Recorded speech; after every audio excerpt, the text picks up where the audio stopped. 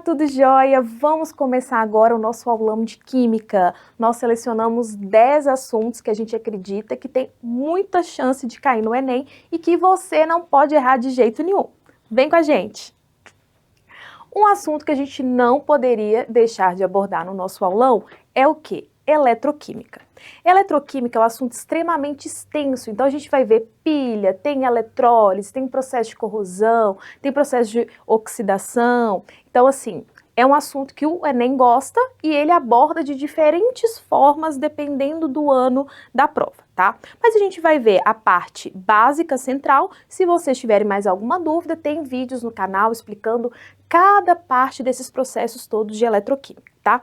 Basicamente, a gente vai ter uma pilha onde a gente tem dois metais. E a partir de onde que a gente começa a analisar isso? Bom, os exercícios, eles vão começar a trabalhar com equações de redução. Então, quando a gente pensa em processos eletroquímicos, eu tenho processos de oxidação e processos de redução, aonde alguém vai ganhar elétrons para quem perder elétrons. E isso está ligado diretamente com o quê? Com o NOx. Então, quem ganha os elétrons, quem perde os elétrons, e aí a gente vai ter quem oxida, quem reduz, agente oxidante, agente redutor. Então, assim, é um assunto extremamente abrangente. Mas voltando para cá, a gente tem alguns exemplos de equações que a gente chama equação de redução, com o seu devido potencial de redução. Então, toda vez que você abrir uma questão, tiver lá aquela tabelinha com as reações e os potenciais, sempre vai ser o potencial de quê? De redução. Se for o potencial de oxidação, o comando da questão vai ter que te avisar, tá? Então, vai ter ali as reações de redução com seus devidos potenciais, e aí o que você vai ter que analisar? Quem tem o maior potencial de redução, ele vai reduzir. Por quê? Porque ele tem uma maior tendência. E bastante atenção com os números aqui, ó, negativo e positivo. Porque se eu estiver comparando dois potenciais de redução negativo, às vezes pode ser que vocês confundam quem que é o maior, quem que é o menor. Então prestem bastante atenção com o sinal. Então quem tem o maior potencial, que nesse caso vai ser o cobre, que é mais 34 volts, ele vai reduzir. E quem tem o menor potencial, nesse caso vai ser o zinco, ele vai o quê? Oxidar. Essa daqui é a equação de redução. Eu copio a equação de redução e para a gente ter a equação global, se tratando do zinco oxidar, a gente vai inverter essa equação para a gente eliminar esses elétrons. Eliminando esses elétrons, a gente tem a equação global da pilha, tá? Então, o exercício ele pode te pedir a equação global da pilha, onde você vai ter que identificar quem que vai oxidar, quem que vai reduzir, a partir dos potenciais. Outro assunto que geralmente pede bastante também é a DDP da pilha, ou diferença de potencial que eu vou ter ali. E o que vai acontecer? Para não confundir, eu sempre vou pegar o maior potencial menos o menor potencial. Lá de cima, ó, eu pego o maior menos o menor. Aí vamos achar a DDP final da pilha. Eu, Larissa, prefiro trabalhar com potencial maior menos potencial menor e a gente vai trabalhar com aqui, ó, as equações de redução. Mas tem algumas outras formas que vocês vão achar de calcular também, mas a gente tem que lembrar o seguinte, a partir do momento que eu inverto a equação, eu inverto o sinal. Mas se eu precisar multiplicar essa equação para eliminar os elétrons, a gente não multiplica o potencial por 2, tá? O potencial, ele só é invertido o sinal, mas se eu multiplico aquela equação por 2, eu não multiplico o potencial por 2. E aí a gente segue também com a parte extremamente importante, que é um macetezinho muito legal. Então, um macetezinho para você resolver qualquer questão que cair nesse sentido, lembrando lá do cálculo da DDP, a gente tem o famoso dona porca. O que seria o dona porca? Bom, o dona é quem vai oxidar, que vai ser o nosso polo negativo, que vai ser o nosso ânodo, e que no caso da pilha ele vai o quê? Diminuir a massa, que seria o caso, por exemplo, do zinco. No exemplo que eu dei. Então, se a gente tivesse ali o eletrodo iria diminuir a massa dele. Agora, o porca é o polo positivo, quem vai reduzir, quem é o cátodo e quem vai aumentar a massa. No caso da nossa pilha vai ser quem? O cobre. Então, há um depósito aqui referente ao aumento da massa. O que a gente não pode esquecer é que o fluxo dos elétrons vem do dona para o porca. Então, o fluxo de elétrons vem do dona para o porca e a gente tem a ponte salina também, que é essencial para o funcionamento dessa pilha. Então, dica final. Isso é um assunto extremamente importante, então não confundam o sinal, não confundam quem que vai reduzir, quem que vai oxidar. No caso das pilhas, o macete do Dona Porca funciona muito bem. No caso da eletrólise, a gente vai ter uma mudança no caso do sinal do ânodo com o sinal do cátodo. Então também se atentem a isso, deem uma lidinha em relação a esse assunto. Processos de corrosão, processos de proteção à oxidação. Então deem uma olhada a isso, porque isso daí é um assunto extremamente importante que tem caído e tem bastante vídeo no canal sobre isso.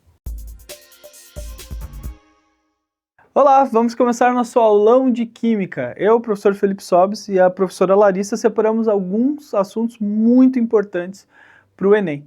Então, espero que você fique acompanhando a gente nessa jornada em rumo ao Enem. Bom, vamos começar com um assunto que é pH e pOH. O que seria o pH e o pOH? Na verdade, a gente usa muito o pH, se fala muito do pH, porque a gente já viu lá na piscina, medir o pH da piscina, medir o pH do aquário, medir o pH de alguma coisa é nada mais do que saber se essa coisa está muito ácida ou muito básica, tá certo? É o nível de acidez e basicidade de uma solução. Como a gente tem o pH, a gente também tem o pOH. Bom, se a gente vê, eu quero que você perceba isso. H e OH. Se eu junto os dois, dá água, tá? Essa é a ideia. Então o pH ele mede o nível de H+ que a gente tem no meio. E o pOH ele mede o nível de OH-. Tá? Esse pezinho vem de potencial. Isso gera para a gente uma escala logarítmica. Olha que legal isso. A escala de pH já é bem conhecida, a maioria do pessoal já fala sobre ela, mas também a gente tem uma escala de pOH. E elas são complementares. Ó, a escala de pH ela vai de 0 a 14, sendo 7 o neutro. É quando a solução é neutra, que é a água, a própria água mesmo. Só que olha só, para baixo de 7 a gente tem o meio ácido, para cima de 7 a gente tem o meio básico. Quando a gente fala da escala de pOH, a escala de pOH também vai do 0 ao 14.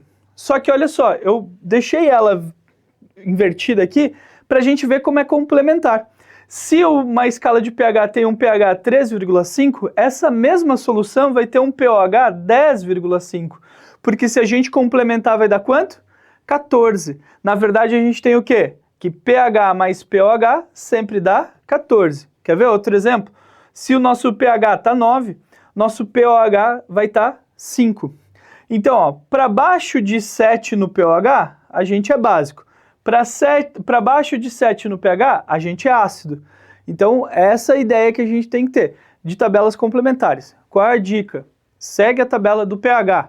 Essa é a mais usada por todo mundo. Então, sempre lembra, para baixo de 7 no pH, ácido, para cima, básico. Olha que legal. Exemplo, café. O café tem um pH por volta do 13,5, café puro, né? Só que daí o pH dele vai ser 10,5. Nos dois casos, ele acaba sendo o quê? Ácido, tá? Ele vai ser um ácido. Então isso a gente pode usar para várias coisas, tá? Uma questão que venha, talvez aí perguntar, alguma coisa tem um pH tal, ela vai ser ácida, básica, o que ela é? A gente vai usar exatamente essa escala. Bom, outra coisa para indicar se alguma coisa é ácido ou base também são os indicadores ácido-base, tá? E a gente usa bastante eles aqui. Eu separei aqui alguns só para vocês terem uma ideia. O indicador ácido-base é um indicador que no meio ácido ele está de uma cor, e no meio básico ele está de outra. Geralmente é uma substância orgânica que muda sua estrutura de algum jeito e troca de corpo quando isso acontece. Nem sempre ela precisa ser só do meio, ser só ácido e base. Ela pode estar uma variação entre o ácido, entre a base, em qualquer escala que a gente tenha nesse pH. Tem indicadores específicos para uma só região, do 2 ao 3. Tem alguns do meio básico, do 9 ao 10. A gente tem indicadores específicos, mas a gente se fala muito de indicadores ácido-base, um que diz bem quando é ácido, outro que diz bem quando é base. Então, eu separei alguns aqui. A fenolftaleína, que é o mais conhecido de todos, que no meio ácido ela é incolor, mas quando ela fica básica, ela fica um rosa muito bonito. E o papel tornassol azul e o tornassol vermelho. Vermelho que às vezes a gente fala que é rosa, tá? Mas o tornassol azul e vermelho, que quando eles estão em meio ácido, eles ficam vermelhos, e quando eles estão em meio básico, eles ficam azul. Então tem essa troca. E é um papelzinho mesmo, você joga dentro da solução e você sabe se o teu meio está ácido ou básico. Isso ajuda bastante para fazer uma reação química que a gente precisa do meio ácido, ou uma reação química que a gente precisa do meio básico. Também tem um cálculo envolvido pH e pOH. Esse cálculo ele é um pouquinho mais complexo, mas ele pode aparecer sim na tua prova do Enem. Então é bom a gente estar ligado como é que ele funciona. Esse cálculo, para calcular o pH, é igual a menos log da concentração, esse colchete significa concentração de H+. Então de algum jeito na questão ele vai te dar essa concentração de H+, e você vai ter que jogar dentro desse cálculo. E o pOH é a mesma conta, só que daí a concentração vai ser de OH-. Geralmente elas são complementares, tá? Então elas sempre vão se juntar ali, complementando as duas, porque a gente tem pH mais pOH é igual a 14. Vou dar um exemplo mais prático pra gente. Ó, qual o pOH, estou perguntando o pOH, de uma solução com concentração de H+, 0,01 mol por litro. Aqui eu pedi o pOH, mas eu dei o H+. Não tem problema. A gente vai fazer na fórmula do pH, ó, pH igual a menos log da concentração de H+, joguei o valor, deixei em notação científica que fica mais fácil da gente ver, ó, menos log de 10 na menos 2, esse log é na base 10, então isso facilita bastante pra gente. Esse menos 2 vai vir pra frente, resolvendo tudo vai dar 2. Então é só pegar esse númerozinho que tá aqui, na maioria das vezes, e ele vai ser nosso pH. pH ficou igual a 2. Se o pH é 2, pH mais pOH dá 14. Se o pH é 2, mais pOH tem que dar 14. pOH então é 12. No 2, no pH, ele seria ácido. E no 2, no pOH, ele seria ácido também, tá? Essa é a ideia. No pH 2, na nossa escala, ele é ácido. Quando ele vai para a escala de pH, ele está no 12, que também é ácido. Então, não importa qual dos dois a gente escolher, a gente sempre vai achar a mesma resposta, que é ácido. Bom, acabando esse conteúdo, fica com a gente que tem mais. Olá, tudo jóia? Vamos continuar o nosso aulão com agora um assunto extremamente importante que são funções inorgânicas. Bom, temos 4 funções inorgânicas. Quais são elas? Ácidos, bases, óxidos e sais. E a gente vai ver as peculiaridades de cada uma e o que vocês precisam saber na hora de fazer a prova, o que cai em relação a esse assunto. Bom, primeiramente a gente vai começar com os ácidos.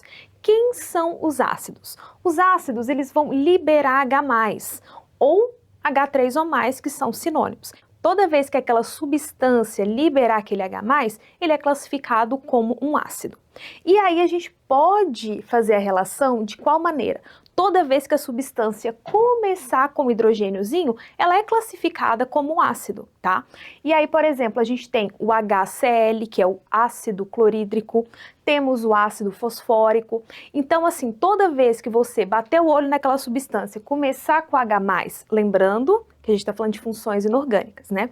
Começar com H+, ele vai ser um ácido. E como que a gente vai dar nome para isso? Ácido tananana. O que vocês precisam saber em relação?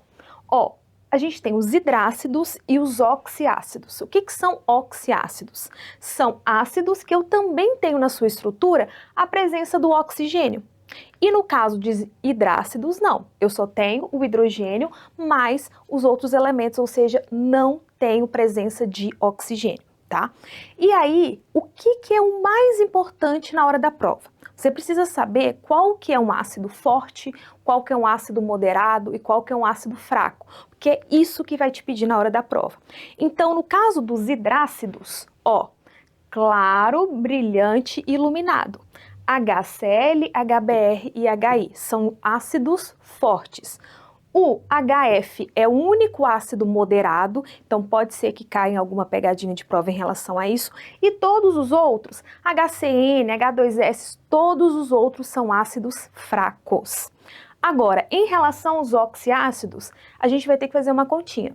Como que vai ser? A gente vai pegar o número de oxigênios menos o número de hidrogênio. E essa diferença vai dar um númerozinho. Por exemplo, 4 menos 2 igual a 2. Se essa diferença der 2, a gente tem um ácido forte. Se essa diferença der 1, é um ácido moderado, e se essa diferença der 0, vai ser um ácido fraco, tá? Então a gente tem que prestar atenção como que a gente vai classificar esses ácidos como forte, moderado ou fraco. No caso das bases, a gente sempre vai liberar OH-, que é a nossa famosa hidroxila, tá? E aí a gente tem alguns exemplos aqui. Hidróxido de sódio, hidróxido de alumínio. Então sempre eu vou ter a presença da hidroxila, que ela vai ser liberada ali, que está representando as bases. Quando ela dissocia, a gente vai estar liberando esse OH-. E aí, em relação às bases agora, toda vez que a gente for dar nome a essa base, vai ser hidróxido de alguma coisa, tá? Para ser base forte, essa base tem que ser proveniente da 1A ou 2A. Então, por exemplo, o sódio está na 1A, então eu tenho uma base forte. Exceto berílio e magnésio, ou seja, bela magrela. Todas as outras bases são bases fracas, todo o restante. Então, a gente decora quem que é forte e o resto fica como sendo base fraca. Agora, falando sobre óxidos. Óxidos são todos compostos binários. O que são compostos binários? São só dois elementozinhos que a gente tem. Então, eu tenho, por exemplo, o metal mais o oxigênio ou o ametal mais o oxigênio. Mas, para ser considerado como óxido, o elemento mais eletronegativo tem que ser o oxigênio. Então, eu sempre vou ter que terminar com o oxigênio. Por quê? Porque ele sempre vai ser o meu elemento mais eletronegativo. Esses óxidos, eles podem ser óxidos básicos e óxidos ácidos. Ou seja, se eu tenho um óxido proveniente de um metal mais oxigênio, eu tenho um óxido básico. Se eu tenho um óxido proveniente de um ametal mais oxigênio, eu tenho um óxido ácido. Agora a gente tem que prestar atenção. Por quê? O dióxido de carbono, ele é um óxido ácido, lá da chuva ácida, lembra? Agora, quando a gente tem o monóxido de carbono, ele é um óxido neutro. Então, tem essas pegadinhas aí. E lembrando em pegadinhas, no caso aqui dos oxiácidos, a gente tem o H2CO3, que seria o nosso ácido carbônico. Se a gente pega o número de oxigênios menos o número de hidrogênios, vai dar 2. Se, entretanto, a gente tem um ácido fraco aí, tá? E depois a gente vai falar um pouquinho mais sobre ele. E por fim, vamos falar dos sais. Os sais, eles vêm através de uma reação que a gente chama de reação de neutralização. E aí o que acontece? A gente vai ter um ácido mais uma base e a gente vai formar um sal mais água.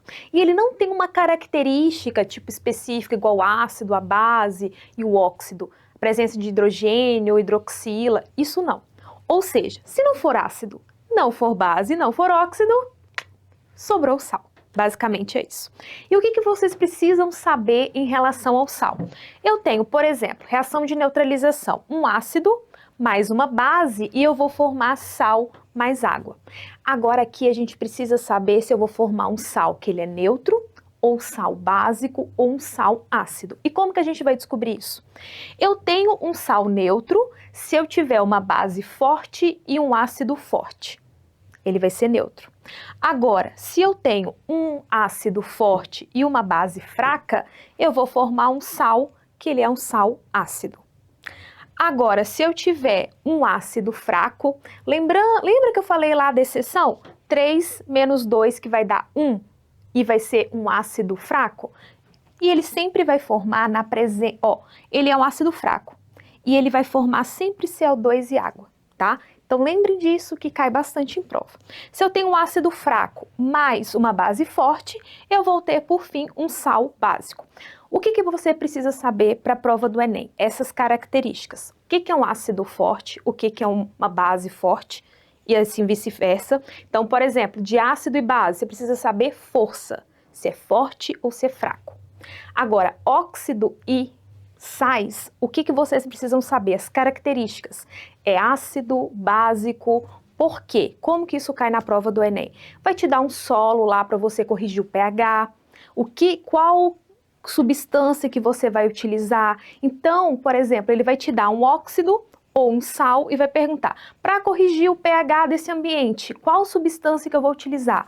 Então, você tem que saber qual que é a característica. Ele vai ter uma característica ácida, então se o solo está básico, é interessante eu colocar algum sal que é básico para a gente neutralizar aquele ambiente. Então, são esses pensamentos críticos que vocês vão ter que desenvolver lá na hora da prova. Bom, agora vamos de separação de mistura, assunto muito importante para o Enem, então tem que tomar bastante cuidado. Bom, é um assunto simples, mas ele é bem extenso. A gente tem várias separações de mistura. O que seria uma separação de mistura? Você tem componentes misturados e você quer separar eles para usar individualmente cada um deles. Bom, a primeira coisa que a gente tem que ver é o quê? Se o sistema é heterogêneo ou homogêneo. Bom, um sistema heterogêneo é um sistema que tem mais de uma fase. Fase significa tudo aquilo que eu consigo ver, tá certo? Então, por exemplo, água e areia é um sistema heterogêneo. Eu consigo ver a areia e consigo ver a água. Tá? Água e pedra, vamos pensar, limalha de ferro, que é o ferro com enxofre, são coisas até de cores diferentes, a gente consegue ver a separação deles. Esse tem mais processos do que o normal, por quê? Sistemas heterogêneos, tu tem vários processos físicos para separar. Por exemplo, a gente tem a filtração, decantação, peneiração, levigação, flotação, catação, centrifugação, dissolução fracionada, são vários processos. Bom, esses processos, falando por cima, cada um deles, seria assim, filtração, você vai separar um sólido de um líquido, né, o sólido fica retido num filtro, né, e o líquido passa. Você ainda pode ter a filtração, você ainda pode ter dois líquidos, né, você consegue separar um líquido do outro através de um funil especial, tá? A decantação é só o processo de você realmente deixar o sólido descer, você vai ter o sobrenadante em cima, tá? Então, se tem um sólido muito pesado, não reage, ele vai conseguir fazer a decantação. A peneiração é o processo de peneirar, o processo conhecido. Levigação e flotação a gente tem que tomar um cuidado. Levigação é o quê? Você tem um arraste de um líquido e por meio de diferença de densidade, o mais pesado fica para trás e o mais leve corre mais. Então pensa, você deixa uma corrente de água que vai levando tudo que é mais leve e o que vai sendo mais pesado vai ficando para trás. E assim você consegue separar, geralmente separa dois sólidos, né? A flotação é parecida, só que você não tem água corrente, você tem água parada, ou outro líquido que tem uma densidade intermediária. O que você faz? Você tem algo mais pesado, algo mais leve. Jogou água, o mais leve sobe, o pesado desce, isso se chama flotação. Os dois são muito parecidos, mas um é com água corrente e outro com água parada. A catação é a mais simples de todos, é catar. Se você lembra lá do feijão, catar feijão, é a mesma coisa, você tirar uma coisa e separar por catação. Centrifugação é um processo parecido com a decantação, só que você vai usar a força de centrifugação. Você vai rodar, né, a tua amostra e com essa velocidade toda a parte mais pesada vai para o fundo e a mais leve fica para cima. Centrifugação. E a dissolução fracionada talvez seja o mais complexo desses. O que é a dissolução fracionada? Quando você tem um cara que dissolve em água e outro não. Você pode adicionar água, dissolver na água, separar por uma filtração, a água você evapora, vai ter um componente aqui, e o outro componente que não misturava com a água vai ficar separado. Todos esses processos são bem mais complexos, eu estou dando um resumo geral para vocês aqui. Agora, a gente tem as homogêneas. Como é que funciona a separação de misturas homogêneas? Essas são misturas que têm apenas uma fase, você consegue ver uma coisa só, tá? Por exemplo, água e álcool, a gente só consegue ver um líquido. Água e sal, pouco sal, né? A gente só consegue ver um líquido.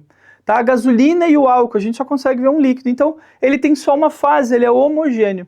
Para isso, a gente usa alguns métodos que eles são um pouquinho diferentes, até alguns físicos, mas alguns até químicos. No caso, a destilação, por exemplo.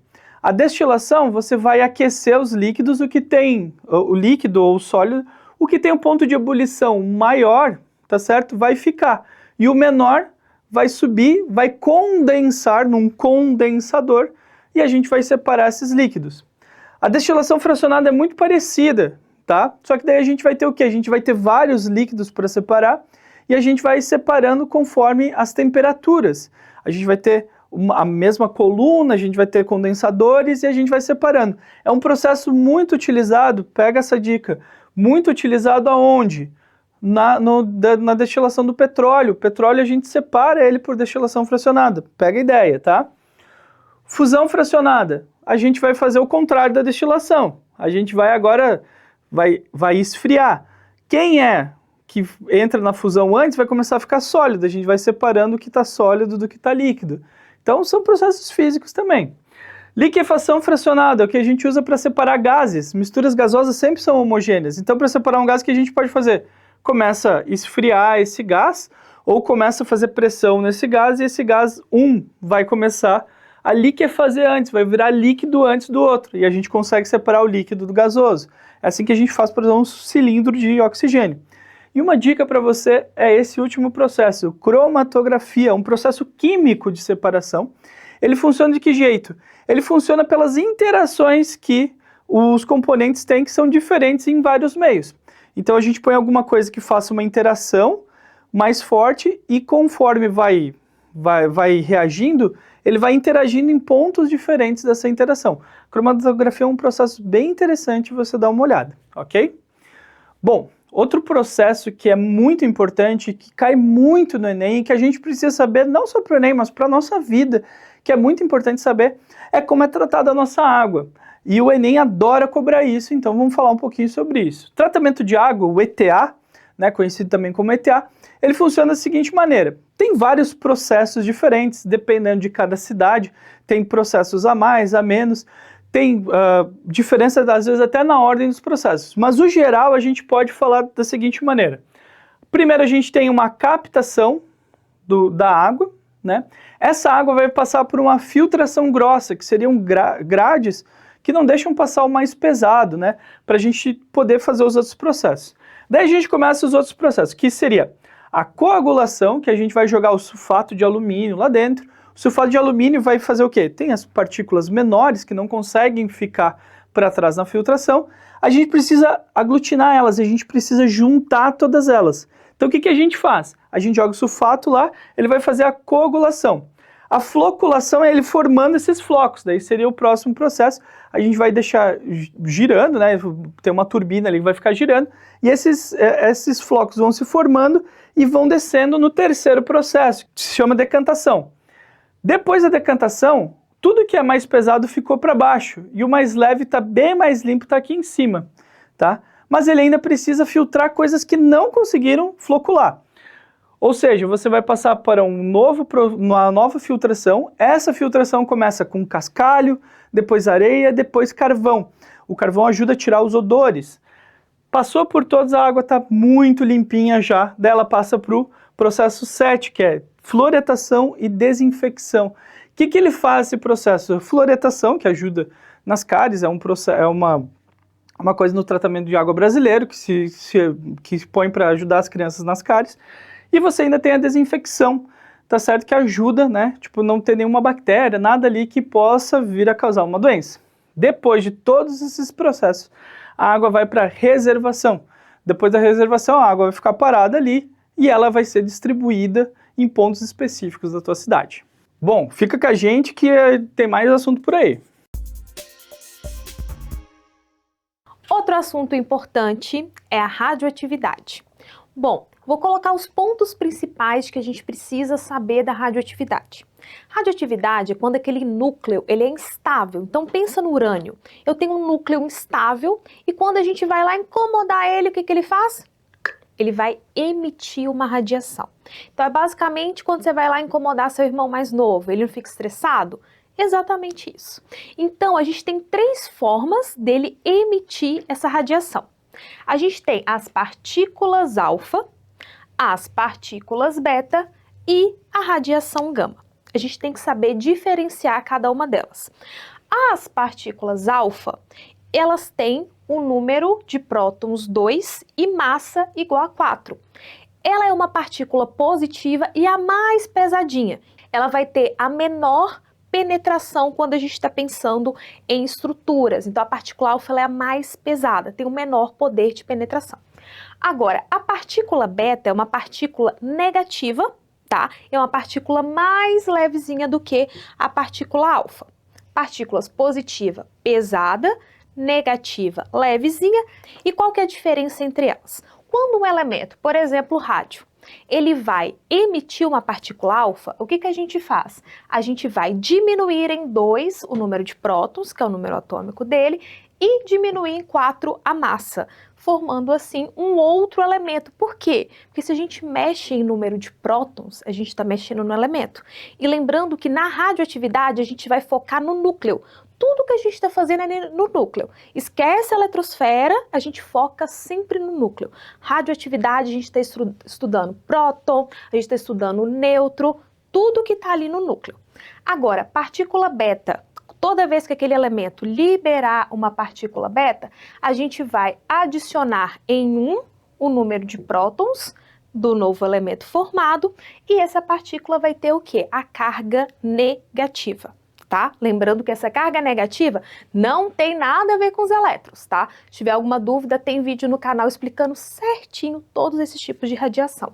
E agora a gente vai falar sobre a radiação gama. A radiação gama, ela só vai mexer ali por dentro do núcleo, ela vai reorganizar novamente aqueles prótons e aqueles nêutrons, vai liberar e o elemento ele continua sendo o mesmo. Não mexo no número de prótons, não mexo no número de nêutrons, não mexo em nada.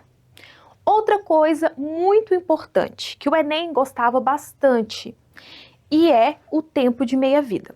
O tempo de meia-vida, ele vai definir pra gente o quê? O tempo que eu vou demorar para aquele elemento, a massa daquele elemento radioativo, dividir pela metade. Então, por exemplo, eu tenho ali urânio. Aí cada elemento químico vai ter um tempo de meia-vida. Isso pode ser em segundos, em microsegundos, pode ser em anos, pode ser milhões de anos, vai depender da característica daquele elemento. Então o exercício vai ter que te dar aquele tempo de meia-vida. Ou senão ele pode te perguntar e te dar as massas referentes àquele elemento durante um tempo.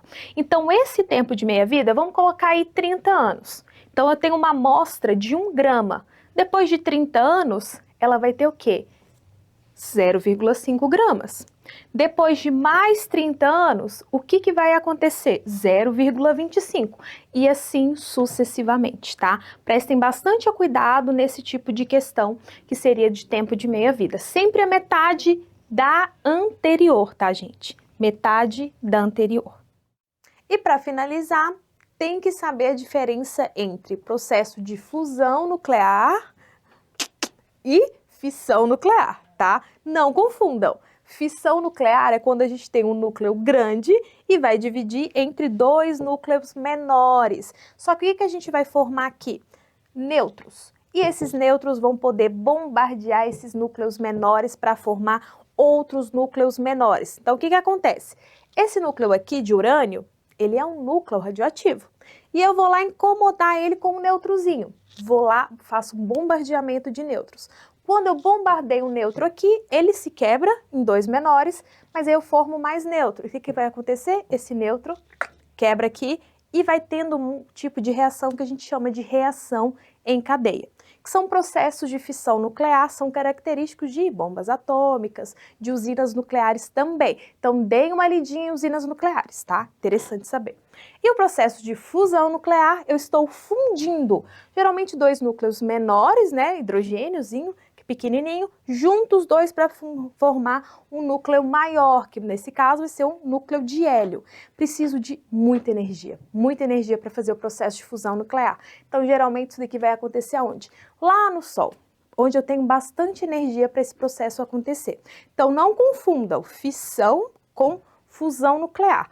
Um é exatamente o oposto com o outro, tá? E todos esses processos, tá, de radioatividade, a gente sempre está tratando de prótons, de nêutrons, nada de elétrons.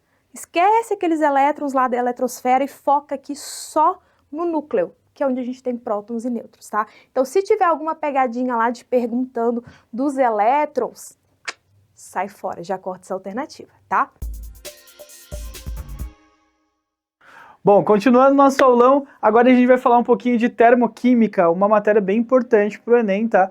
Ela é cobrada de várias maneiras diferentes e é bom se atentar a isso. Bom, o que é termoquímica? Termoquímica é quando a gente fala sobre a energia envolvida em uma reação. Essa energia a gente calcula como H, que a gente chama de entalpia. É energia, essa energia pode estar associada a várias coisas. A ligação, ela pode estar associada a uma combustão, associada à formação de algum composto. Essa energia que ela é trocada numa reação química. Quando um reagente reage com o outro e forma um produto, pode ser liberado energia ou absorvido energia. E essa é a energia que o Enem gosta muito de cobrar, falar sobre isso, né? Então a gente tem que se ater a algumas coisas. Bom, de modo resumido, a variação de energia é o que a gente não calcula a energia em si, mas sim a variação da energia que acontece numa reação. E essa variação sempre é o quê? É a entalpia final, que seria a entalpia dos produtos, que é nosso produto final, menos a entalpia dos reagentes. Há 3 maneiras de calcular que o Enem gosta muito de cobrar, que são entalpia de formação, entalpia de ligação e a nossa famosíssima lei de Hess. Bom, para resumir um pouquinho cada uma delas, é o seguinte: a entalpia de formação, você tem valores de formação, de energia de cada molécula formada, e você vai jogar ela nessa fórmula aqui, ΔH, entalpia dos produtos menos o reagente. Cálculo fácil, simples de fazer, é só aplicar. Já a entalpia de ligação, a gente tem o quê? As energias de ligação de cada ligação que tem nas moléculas, e você só precisa entender o quê? Que toda vez que a gente quebra uma ligação, a gente tem que absorver energia, então o sinal fica positivo. E toda vez que a gente forma uma ligação, a gente tem que liberar energia, então nosso sinal fica negativo. Fazendo as somas, você acha o final. E a lei de Hess, na verdade, é você usar a tua equação, né, a equação química que você tem, através de outras equações que geralmente são dadas no próprio exercício. Você somando essas equações diferentes, ajustando alguns parâmetros, você consegue achar o valor de ΔH final.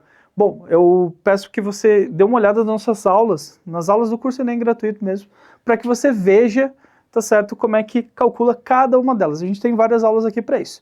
Bom, agora eu vou falar alguns conceitos importantes sobre a termoquímica. A primeira delas é a classificação entre as reações. Tem uma classificação básica se ela é endotérmica ou exotérmica. Endotérmica significa o quê? Que eu estou absorvendo energia. A minha reação, no final, ela absorveu energia para acontecer. Isso ocorre quando o nosso ΔH é maior que 0, ou seja, um ΔH positivo. O meio, o ambiente onde está ocorrendo essa reação, ele esfria. Por quê? Porque o calor é roubado do meio para poder ocorrer a reação. Olha o que acontece graficamente. O reagente ganha energia e vira produto. Ou seja, a entalpia do meu produto vai ser maior que do reagente. Se a gente pensar matematicamente, com a entalpia do produto maior do que do reagente, não tem nenhuma maneira desse sinal ser negativo, ele sempre vai dar positivo. Então, se você observa um ΔH positivo, você já sabe que a reação é endotérmica, tá certo? Esse é o fator que a gente tem que pensar. Agora, exotérmico, tá certo? Uma reação exotérmica. Exotérmico seria o quê? Que está liberando energia. Ele libera energia. O nosso ΔH vai ser menor que 0, ou seja, o sinal negativo, está liberando essa energia. Ela vai esquentar o meio. Por quê? Porque ela libera energia para acontecer e o meio que está em volta esquenta, tá? Graficamente fica o reagente perdendo energia para virar o produto. E então a gente tem que a entalpia do produto é menor do que a entalpia do reagente. Mais uma vez, matematicamente, se esse valor aqui é maior do que esse, o sinal negativo vai prevalecer e a gente vai ter um sinal negativo. Então, viu negativo já sabe que é exotérmico. Sempre lembra disso. Positivo endo, negativo exo, tá? E olha só, não é só na química que a gente tem o endo e o exo. Tem nas propriedades físicas também. A troca entre o sólido, líquido e gasoso, também a gente pode falar sobre o processo ser endo ou exo, tá? De estar ganhando energia ou liberando energia. Então, é bem simples. Do sólido para o líquido e para o gasoso, esse trajeto que eu estou derretendo e depois ainda estou virando gás, o que a gente tem? A gente tem processo endo, ele precisa absorver energia para acontecer. Então, para o gelo virar líquido, ele precisa absorver uma energia para que isso aconteça. Agora, quando a gente está voltando, o gás, quando ele condensa para um líquido, o líquido, quando ele solidifica, a gente tem que liberar essa energia novamente para que ele mude de estado. Bom, essa é uma matéria muito importante, continua com a gente que tem mais aí. Agora é um assunto assim que eu adoro, geralmente vocês nem tanto, mas é um assunto que cai muito, muito, muito, não só no Enem, em qualquer outro vestibular, que é estequiometria. Estequiometria é um assunto que tem que colocar a bunda lá na cadeira e escrever bastante, porque é com cálculo, é com treino, não tem como, tá? Mas o que seria a questão toda da estequiometria? A gente vai ter uma reação. Nessa reação, a primeira coisa que a gente vai ter que fazer é o balanceamento dessa reação. Então, qualquer exercício de estequiometria, você já vai lá e faz o balanceamento. O que é o balanceamento? É colocar esses coeficientes estequiométricos aqui na frente, para que tudo que eu tenha no reagente, eu tenha no produto também, para a gente garantir isso, tá? Então, aqui fiz os cálculozinhos bonitinhos e coloquei os coeficientes estequiométricos. E aí, o que esses coeficientes estequiométricos estão dizendo pra gente? Que toda vez que eu tiver 2 mol de hidróxido de sódio, eu estou relacionando isso com 1 mol de ácido sulfídrico e também a gente está relacionando 1 mol de N2S com 2 mol de água. Então, isso daqui é a nossa receitinha do bolo. Ou seja, toda vez que eu tiver 2 mol de NaOH, eu vou precisar, para neutralizar, 1 mol de H2S. Isso daí é extremamente importante, porque exercícios de estequiometria, a gente primeiro tem que fazer o balanceamento para entender essas relações numéricas que a gente está ali tentando fazer essa relação. Depois, a gente vai colocar os envolvidos na reação para a gente conseguir montar a regra de 3. Então, o que o exercício está te perguntando? Está querendo saber a quantidade de água que vai formar quando eu tiver uma quantidade X de hidróxido de sódio? O que o exercício quer? Então, circula o que o exercício te deu com qual informação que ele quer. E depois, a gente tem que lembrar o seguinte, dessa relação aqui, que 1 mol equivale à massa molar, que equivale a 6 vezes 10 a 23 entidades, que aí pode ser moléculas, átomos, que na CNTP é igual a 22,4 litros. Só na CNTP, o 22,4 litros. Então, depois que a gente conseguiu relacionar com isso daqui, com as unidades de medida que o exercício lá está te pedindo, aí que a gente vai fazer o cálculozinho. Por regra de 3, você consegue resolver qualquer exercício de estequiometria. Tá? Então, atenção às unidades de medida. Por quê? Massa molar a gente calcula em gramas. Vai que o exercício te pediu em quilos, tem que transformar. Por exemplo, se te deu em milimol, que é mol. Então, essas transformações, vocês também precisam ficar extremamente atentos na hora de resolver a questão. E depois fazer os cálculos. E lembrar o seguinte, isso daqui a gente tem como receita do bolo. Mas a questão do Enem, ele pode te pedir rendimento de reação, ou seja, quanto do produto que formou. Ou ele pode te falar que eu te dei uma pureza de tal reagente, e aí a gente tem que fazer essas relações numéricas, tá? Mas como que cairia uma questão dessa, por exemplo, no Enem? A obtenção de etanol utilizando a cana-de-açúcar envolve a fermentação dos monossacarídeos formadores da sacarose contida no melaço. Um desses formadores é a glicose, cuja fermentação produz cerca de 50 gramas de etanol a partir de 100 gramas de glicose, conforme a equação química descrita. Em uma condição específica de fermentação, obtém-se 80% de conversão em etanol, que após a sua purificação apresenta densidade igual a 0,80 gramas por ml. O melaço utilizado apresentou 50 kg de monossacarídeos, na forma de glicose. O volume de etanol em litros obtido nesse processo é mais próximo de o quê? Então, o exercício, ele te relacionou o quê? Glicose com etanol. Ele está te falando o seguinte, toda vez que você misturar 100 gramas de glicose, você vai formar 50 gramas de etanol. Só que ele te falou o seguinte, então, fizemos aqui a relação do que o exercício está querendo, glicose e etanol. E agora, para a gente montar a nossa regrinha de 3, o que o exercício quer saber? A quantidade de etanol. Seria o nosso Y. Mas ele te falou a quantidade de glicose? Não, ele te falou que eu tenho uma quantidade de 50 quilos lá de monossacarídeos, só que é 80% dali que é glicose. Então, a gente vai ter que fazer um cálculo. Porque a gente vai ter que tirar 80% disso. E aí eu já transformei 50 quilos para gramas, tá? Precisaria transformar? Nem tanto, tá? A gente poderia transformar só aqui.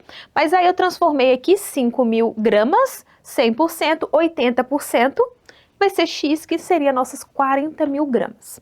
E aí nossas 40.000 gramas, quanto que eu vou formar de etanol? Então sempre tenham esse raciocínio. O que eu tenho com o que eu quero formar. O que eu tenho, glicose, a quantidade que eu quero é o quê? De etanol. Aqui a gente acha essa quantidade em gramas. Eu posso jogar aqui 22,4 litros? Não, porque ele não falou que é SNTP. Então a gente não pode fazer relação aqui com volume. E aí ele te deu a densidade. Se ele te deu a densidade, densidade é massa sobre volume. E aí a gente tem 0,8 gramas por ml e aqui a gente tem o gramazinho e a gente acha o volume. Então o volume de etanol vai ser 25.000 ml, que nada mais é do que 25 litros. Então, pensem em questão principalmente de conversão de unidades. Ele te deu uma coisa em quilos, depois para usar a densidade é gramas por ml. Então, o que vai ficar mais interessante para você trabalhar? Seguindo sempre essa lógica, quantidade, a nossa lei, que está lá na nossa equação química, o que a gente quer com o que a gente tem, e a regra de 3, tá? Então, não errem isso, e tem muita aula no canal sobre isso. Então, revisem e façam bastante exercício para não errar na hora da prova. Bom, agora vamos falar de polímeros, um assunto que tem entrado bastante no Enem. É bastante importante que a gente veja esse conteúdo, que a gente fale sobre isso. Por que está entrando tanto no Enem? Por causa que os polímeros são um grande problema para a gente. Apesar de ser uma grande solução, antes dos polímeros a gente não tinha a ideia de plásticos sintéticos. Era mais difícil produzir algumas coisas que seriam leves, resistentes, como é um plástico, por exemplo. Depois dos polímeros isso melhorou muito, só que ao mesmo tempo o meio ambiente ficou prejudicado. Por quê? Porque o acúmulo desses plásticos, esses polímeros, faz com que a gente tenha uma poluição gigante, a gente tenha esses plásticos nos rios, no meio ambiente, e eles demoram anos e anos para se decompor. Então é importantíssimo que a gente saiba como é que eles funcionam e por que eles são importantes, e ao mesmo tempo por que eles são prejudiciais. Bom, o que é um polímero na verdade? Polímeros são macromoléculas, são moléculas muito grandes. Elas são vários monômeros. O que seria um monômero? Seria uma molécula simples que ela se gruda com outra molécula simples, com outra molécula simples, outra. Isso pode ser infinito, você pode fazer quantas vezes você quiser. Então você pode ter um polímero que é uma molécula só com um peso muito alto, um peso muito grande mesmo.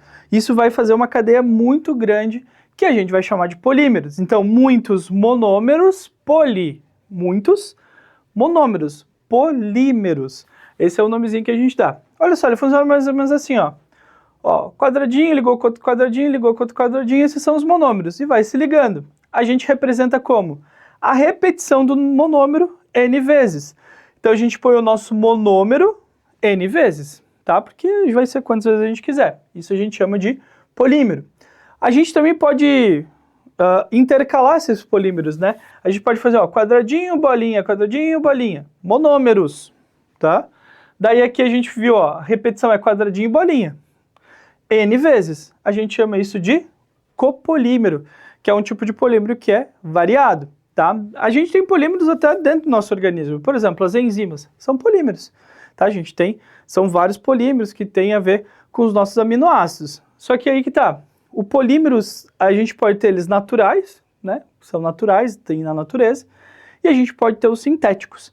E a gente produz muito polímero sintético. Olha um exemplo. O etileno. Se a gente junta o etileno várias vezes, né? A gente vai ter uma repetição do etileno, do monômero etileno. Então aqui, a repetição do etileno N vezes. Isso a gente chama de polietileno. São vários etilenos. Essa é a nossa ideia. Ele é um plástico sintético, tá? Toma cuidado. Nem todo polímero é um plástico, mas todo plástico é um polímero, tá? Essa ideia tem que ficar na tua cabeça. Até porque, pela estrutura dos polímeros, a gente pode ter os elastômeros, por exemplo, que são o quê? São borrachas. Borrachas são polímeros. A borracha do pneu é um polímero, tá? A borracha do pneu fica ligado também nessa dica, é uma borracha vulcanizada para ela ter aquelas propriedades. A gente pode modificar os polímeros e ter propriedades diferentes. As fibras, por exemplo, o nylon, ele é um polímero, tá certo? Ele não é um plástico, é uma fibra. Fibra de nylon a gente tem, que é um polímero. Ele também é bem importante. E daí sim a gente tem os plásticos. Os plásticos a gente pode ter os termoplásticos e os termorrígidos. Esses são dois conceitos importantes para a gente também. Termoplástico, o que seria um termoplástico? É um plástico que se você derrete, você pode moldar ele em outra coisa. Esse plástico é bom de se utilizar para várias coisas, né? Você pode derreter ele, botar em outro formato, depois derreter de novo, botar em outro formato e assim por diante. O termorrígido não, se você tentar derreter ele, ele não vai derreter, ele vai queimar. Esse plástico queima, ele é usado para outras coisas. Então, tem outros termos aqui também. Tem a ver com o quê? Com a estrutura mesmo. Se a estrutura dele é um polímero linear, uma sequência de carbonos, ele vai ser termoplástico. Se ele for uma sequência 3D, que seria uma sequência de carbonos para um lado, para frente, para cima, para baixo, para todas as dimensões, daí ele é termorrígido, daí ele queima de vez de conseguir derreter. Então, é uma definição também importante para a gente. Mas uma definição muito importante é a gente saber como é que esses polímeros se formam. Tem duas maneiras principais de formar os polímeros ou copolímeros, que seria essa junção de monômeros diferentes. A gente pode fazer por adição, tá certo? Ou por condensação. A adição é muito simples, a gente tem que ter uma dupla ligação no nosso monômero. Olha o caso do etileno que a gente mostrou, ele tem uma dupla ligação, essa dupla ligação se quebra, então esse carbono e esse carbono precisam de uma nova ligação. Então esse daqui vai se ligar com outro monômero que também quebrou a ligação, vai fazer essa ligação aqui, esse aqui vai ter que ligar também, esse aqui também vai ter que ligar. Então as ligações vão ter que ir continuando, então isso a gente vai formando a cadeia. Olha só. Ó, esse cara aqui, ó, já estava ligado, ele vai ter que ligar com alguém aqui. Esse cara aqui, ó, fez essa ligação. Esse cara vai ter que fazer uma ligação também. E vai continuar essa molécula. Daí, olha só, nosso polímero como é que fica? Fica a repetição, né, desse monômero que a gente tem aqui. Isso é um polímero de adição. A gente tem que ter a dupla quebra e a gente vai ligando as partes. Agora, quando a gente tem condensação, a gente tem a liberação de uma molécula, tá? Ele libera alguma molécula. Geralmente, é uma água. Então já fica ligado, viu que é uma junção de polímero, liberou água, condensação, já pensa que é uma condensação. Olha só o exemplo do baquelite, que é um dos polímeros mais conhecidos, o primeiro polímero sintético que a gente tem é o baquelite. Olha só, ele tem essa estrutura aqui, tá, que é um fenol, daí você tem essa estrutura aqui que é um aldeído com outro fenol igual. O que ele faz? Esse H junto com esse oxigênio, junto com esse hidrogênio aqui, vai acontecer o quê? Vai liberar água. Olha que legal, liberou água aqui nesse processo. Liberou água, aqui está faltando uma ligação, aqui está faltando duas. E aqui está faltando uma ligação. O que ele vai fazer? Esse liga com esse, que liga com esse. A gente vai ter essa estrutura aqui, ó, se repetindo várias vezes. Essa repetição de monômero que a gente tem, que a gente chama de baquelite, que foi um dos principais polímeros que a gente tem. E a gente pode observar também que se a gente olhar para o nosso polietileno, que a gente já tinha visto aqui, né? Ele é um termoplástico, se você derreter você consegue remodelar ele. Já o baquelite que a gente mostrou aqui, ele é um termorrígido. O que acontece? Se a gente tentar remodelar ele, não vai funcionar tão bem, pode ser que ele até pegue fogo. Fica comigo, até a próxima aula. Valeu! Bom, gente, um assunto extremamente importante também que geralmente cai na prova do Enem é a química orgânica. Bom, a química orgânica é uma matéria extremamente vasta, então assim, a gente vai tentar resumir em pouco tempo quais são os pontos importantes que vocês têm que dar uma revisadinha, tá? Nos últimos anos tem caído principalmente algumas características das cadeias carbônicas. Então é interessante a gente saber classificar as cadeias carbônicas. Por exemplo, uma cadeia aberta versus fechada. Então, a gente tem que saber diferenciar, por exemplo, às vezes ele vai te dar uma estrutura química, se aquela cadeia vai ser uma cadeia fechada ou vai ser uma cadeia aberta. Ou seja, cíclica ou acíclica, né? Por exemplo, uma cadeia normal versus ramificada. A cadeia ramificada é que tem aqueles berloquezinhos, aqueles penduricai na cadeia principal. Agora, a cadeia normal não tem ramificação. É aquela cadeia linear, que é importante também, que eles gostam bastante disso daqui nos exercícios, por exemplo, de octanagem da gasolina. Já caiu, depois vocês dão uma olhadinha nessa questão. Bom, saturada versus insaturada. Lembrando que isso daqui, quando a gente fala de cadeia insaturada, são ligações duplas entre carbonos, tá? Sempre ligações duplas entre carbonos. Se tiver, por exemplo, uma carbonila, que é C-O, a gente não considera essa cadeia insaturada, tá? Saturação e insaturação, ligação dupla ou tripla, sempre entre carbonos. E por fim, eu coloquei aqui um exemplo, alifática versus aromática, o nosso maior famoso exemplo de substância aromática vai ser o benzeno e os seus derivados, né? Então, é extremamente importante a gente conseguir diferenciar isso daqui, tanto em estrutura quanto em nome, tá? Nomenclatura, eles vão te pedir mais em questão, por exemplo, de saber identificar qual que é aquele composto, qual a função orgânica referente a ele. E aí a gente entra em outro assunto que são as funções orgânicas. Eu coloquei aqui algumas das principais funções orgânicas, tá? Então a gente tem o álcool com a presença da hidroxila, o fenol, que é diferente do álcool, porque aqui a gente tem o benzeno ligado com a hidroxila. Então preste atenção nesses pequenos detalhes. A gente tem o éter, oxigênio entre carbonos, aldeído, C-O-H, então, sempre vai ser no finalzinho da cadeia, sempre vai ser nas extremidades, no caso do aldeído. Agora, éster, que eu tenho C-O, carbono. Também eu tenho cetona, ácido carboxílico, C-O-OH. E depois as aminas e as amidas, que são funções nitrogenadas. Então é importante a gente saber identificá-las também. E além disso, lembrei de uma coisa das cadeias carbônicas, cadeias homogêneas e cadeias heterogêneas também.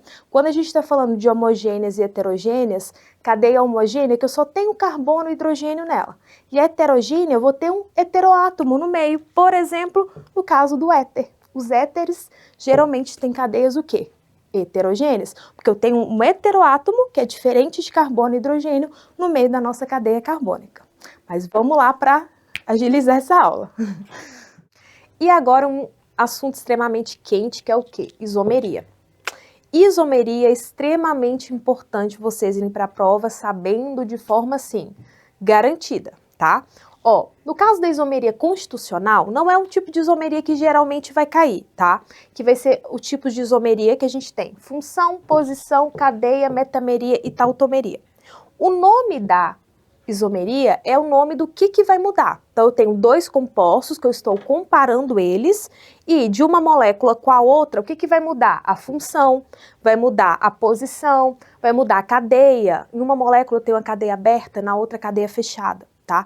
Isso daqui é extremamente importante a gente comparar o quê? Fórmula molecular. Para ser isômero constitucional, com certeza eu tenho que ter a mesma fórmula molecular, senão não tem esse tipo de isomeria. Mas o que geralmente mais cai são esses dois tipos de isomeria, que é a isomeria espacial, onde se compreende a isomeria geométrica e óptica. Essas têm uma incidência bem maior em vestibular para cair, tá?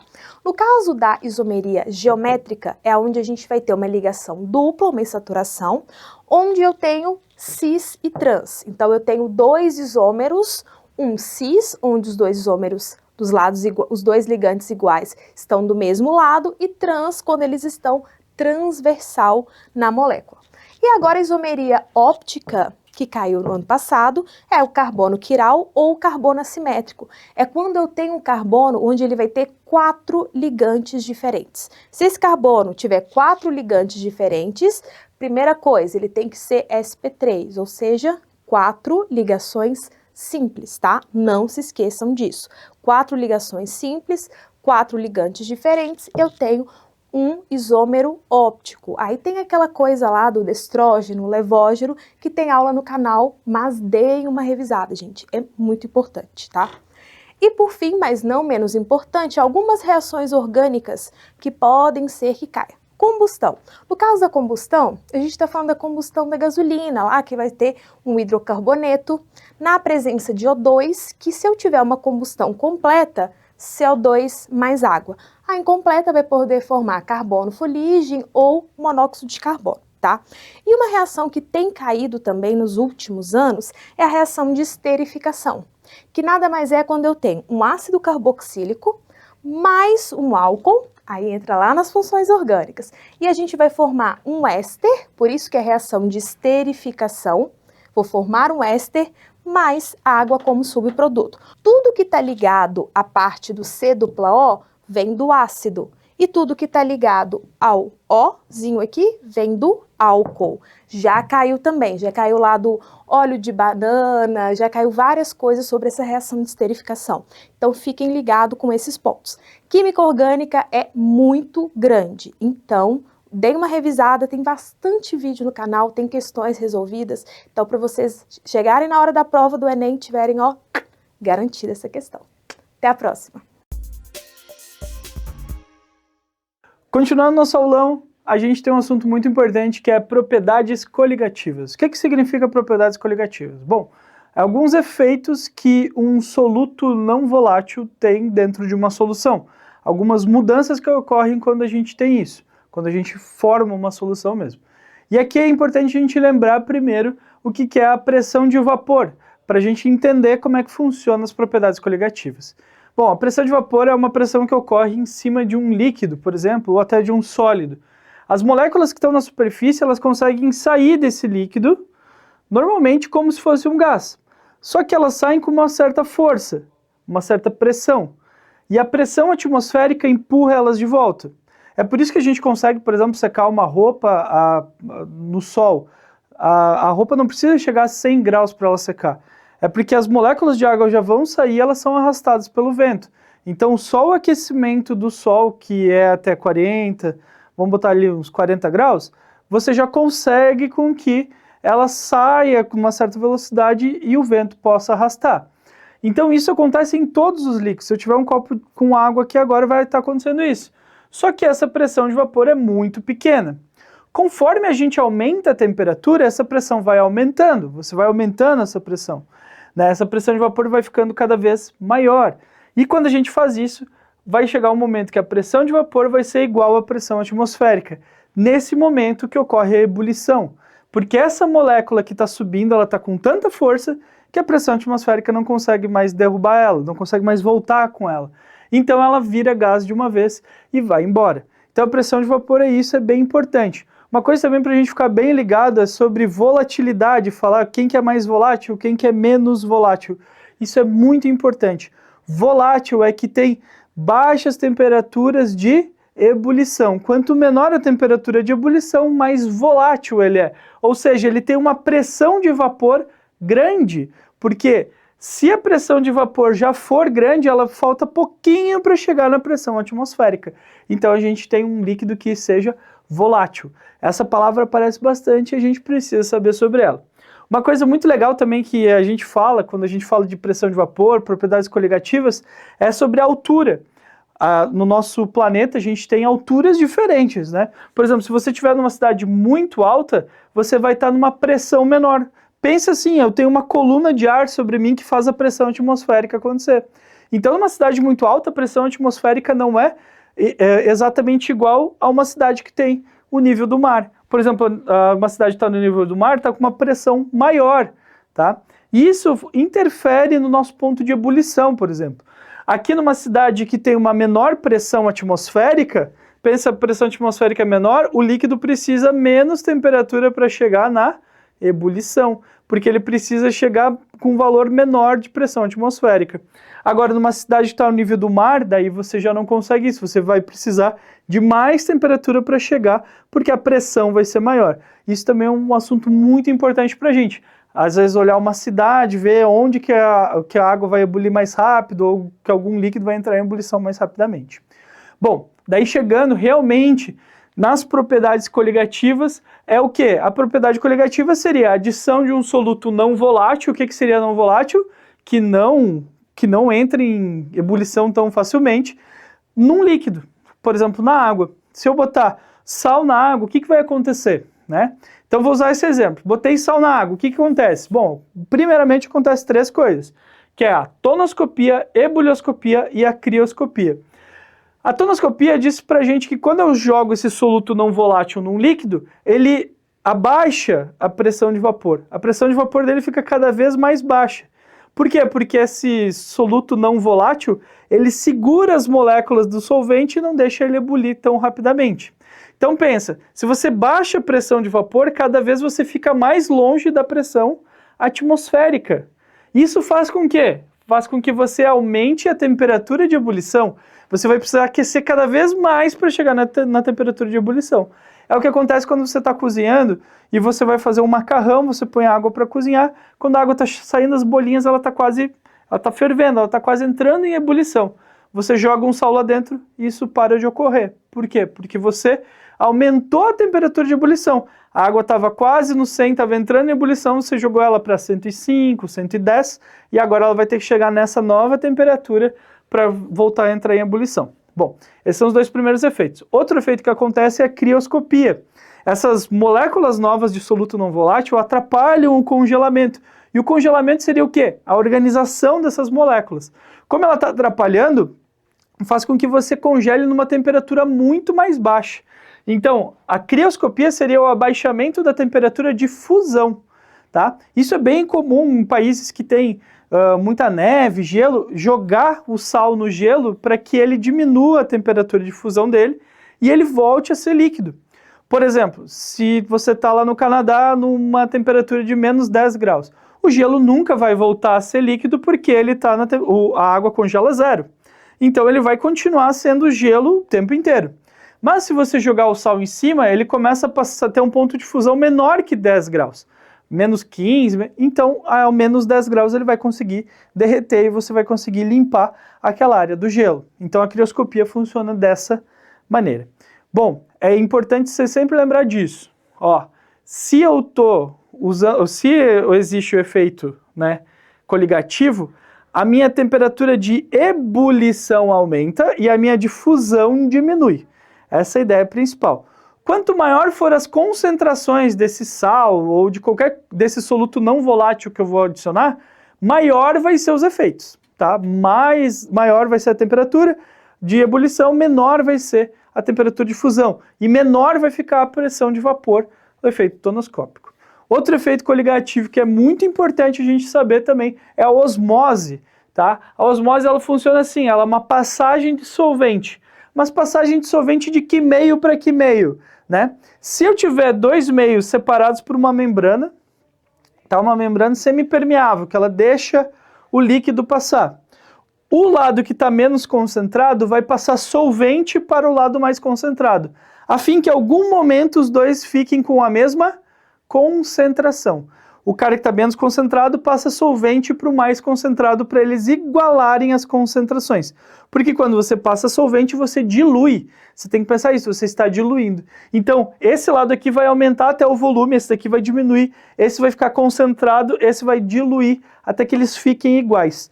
Quando isso ocorre, existe uma pressão, tá certo? Que vai ocorrer aqui. A pressão contrária a gente chama de pressão osmótica, tá certo? Que é calculada pela letra π e que usa a concentração, também vezes o R, que é a constante dos gases, e também a temperatura. Então isso é muito importante para a gente dar uma revisadinha nesses conteúdos, porque é bem importante para o Enem, beleza?